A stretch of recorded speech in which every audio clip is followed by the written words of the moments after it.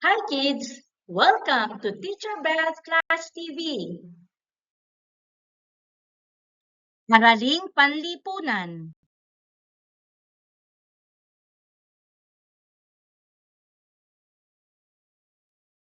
Ngayon ay ating tatalakayin ang paksang ang aking mga talento, interes at kakayahan. Sa araling ito, ating mailalarawan na ang bawat tao ay may iba't ibang interes at kakayahan. Handa ka na ba? Ano-ano ang mga talento, interes at kakayahang mayroon ka?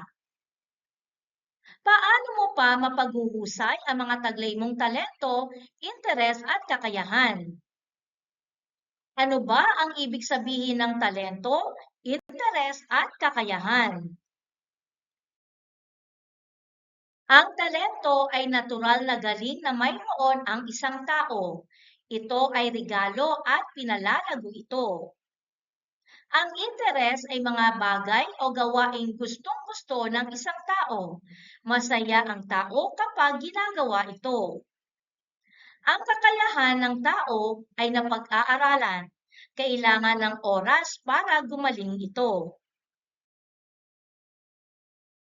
Ang bawat tao ay may iba't ibang talento at interes. Mahalagang madiskubre mo ang mga ito at mapagbuti. Narito ang ilan sa mga talento at interes ng bawat tao. Talento o interes sa sining. Makikita ang talento o interes na ito sa mga batang mahilig sa pagguhit, pagkukulay, at pagpipinta. Nakabubuo rin sila ng simpleng eskulturang gawa sa clay.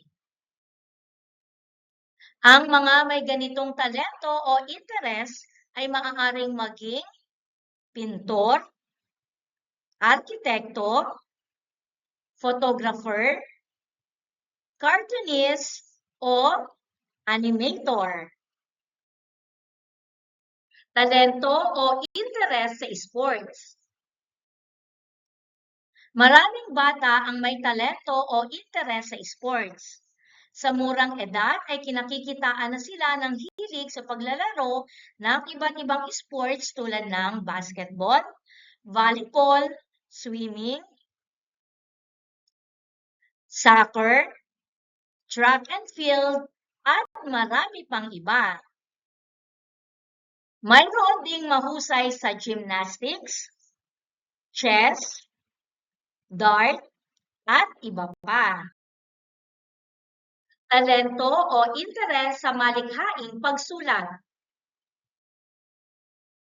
Makikita ang talento o interes na ito sa mga batang may hilig sa pagsusulat ng kwento, tula at iba pang gawaing pasulat. Sila ang mga batang sumusulat sa pahayagan ng inyong paaralan. Paglaki nila, maaari silang maging manunulat sa dyaryo, magazine, o aklat. Talento o interes sa pagsasayaw, musika at performing arts. Makikita ito sa mga batang mahusay sa pagsayaw, pag-awit, o pag-arte. Makikita rin ito sa mga batang mahusay sa pagtugtog ng mga instrumentong pangmusika o pagganap sa entablado. Paglaki nila, maaari silang maging sikat na artista, mga awit o performers sa teatro. Magkakaiba ang mga tao. Iba-iba ang husay at galing ng bawat isa. Bukod sa mga talento at interes, may iba pang kakayahan ang mga batang tulad mo. Narito ang ilan sa mga kakayahang taglay ng bawat tao. Kahusayan pang-akademiko. May mga batang sa murang edad ay mahusay na sa iba't ibang asignatura.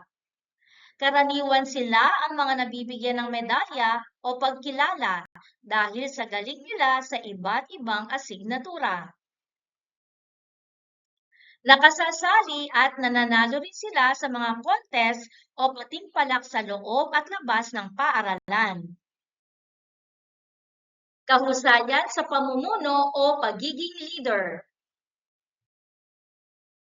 Ang pagiging mahusay na leader ay isa ring mahalagang kakayahan. Maaasahan sa mga responsibilidad. Marunong humanap ng solusyon sa mga problema. At mahusay sa pakikipag-usap at pakikipagkapwa-tao. Kahusayan sa pakikisalamuha sa kapwa o social skills. May mga batang madaling makagaanan ng loob. Palakaibigan sila. Madali silang makipag-usap sa ibang tao. Nalalapitan sila ng mga kaibigan o kaklasing gustong humingi ng payo. Sila rin minsan ang nakagagawa ng paraan para magkabati ang mga kaklasing di magkasundo. Kahusayan sa pagsasalita. May mga batang mahuhusay magsalita. Sila ang mga batang karaniwang nagiging MC sa mga programa sa paaralan. Sila rin ang mga batang madaling matuto ng mga bagong wika.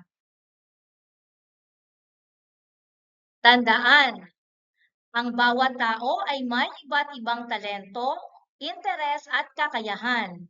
Maaaring ito ay talento o interes sa sining, talento o interes sa sports, talento o interes sa malikhaing pagsulat, at talento o interes sa pagsasayaw, musika at sining ng pagganap.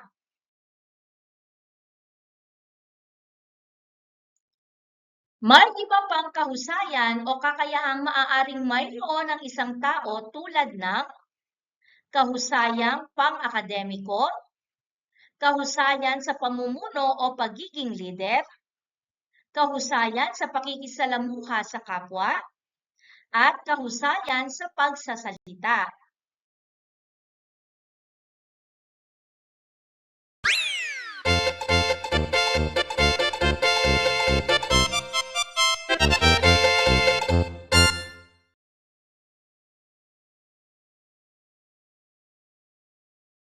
Sabihin kung tama o mali ang isinasaad ng bawat pangungusap. Maaari mo ring isulat ang iyong sagot sa comment section. Magkakaiba ang mga talento, interes at kakayahan ng bawat tao. Ang tamang sagot ay tama.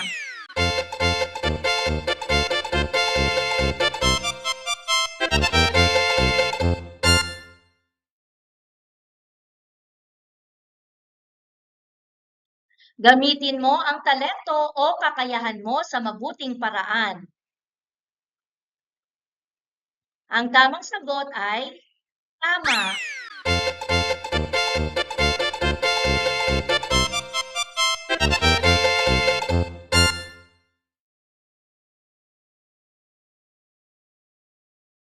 Mahalagang magsanay para lalong humusay ang talento, interes at kakayahan. Ang tamang sagot ay tama.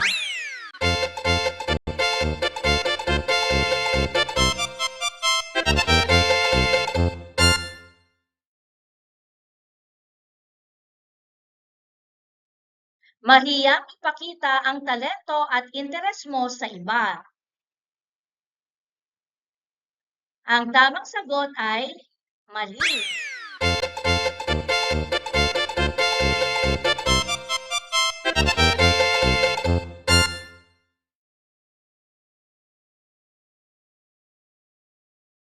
Kailangan ng bata ang suporta ng magulang para lalo siyang maging mahusay. Ang tamang sagot ay tama.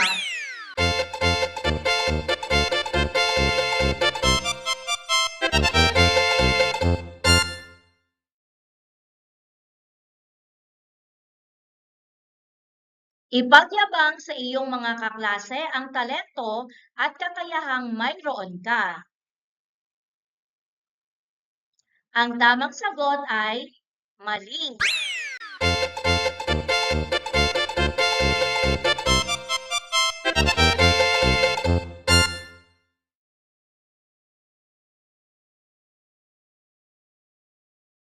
Magpasalamat sa Diyos sa talentong regalo niya sa iyo. Ang tamang sagot ay tama.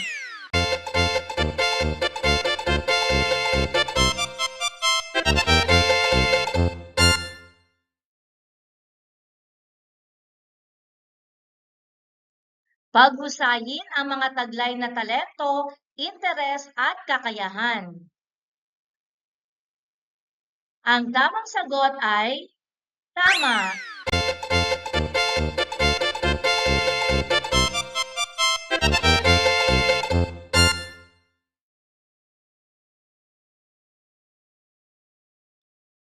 Ipakita o iparinig mo ang taglay mong talento.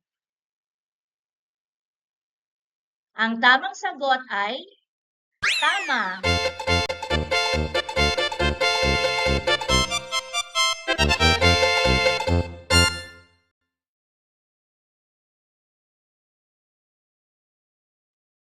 Suriin ang mga sitwasyon at larawan. Tukuyin ang talento o interes na ipinakikita. Ito ba ay talento o interes sa sining, sports, malikhaing pagsulat o pagsasayaw, musika at sining ng pagganap? Maaari mo ring isulat ang iyong sagot sa comment section. Marami ang humahanga sa pagsayaw nina Lance at Lay. Ang tamang sagot ay talento o interes sa pagsasayaw, musika at sining ng pagganap.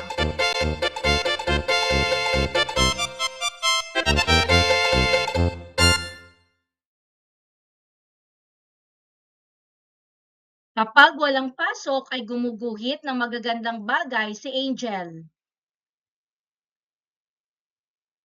Ang tamang sagot ay talento o interes sa sining.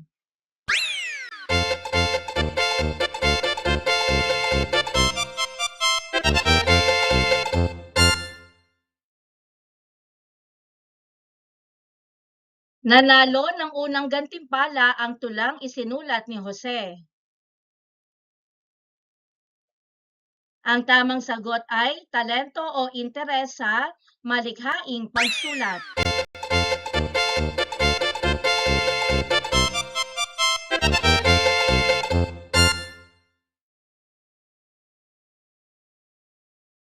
Varsity player si Lance sa kanilang paaralan dahil sa galing niyang mag-basketball. Ang tamang sagot ay talento o interes sa sports.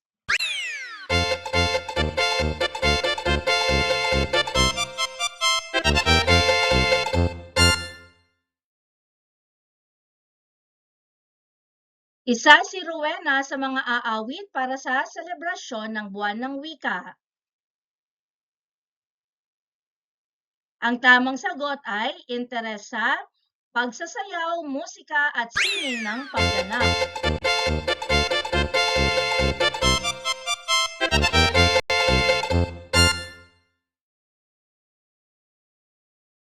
Napakagaling lumangoy ng batang si Lester. Ang tamang sagot ay talento o interes sa sports.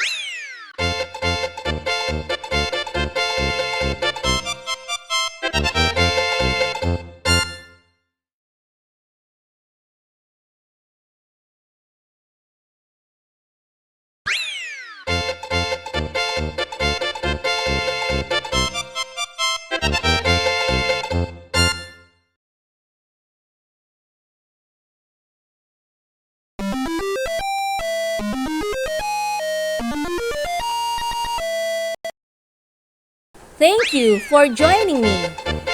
Let's learn, play, and grow together. Teacher Beth Class TV. Subscribe, like, and share. Thank you.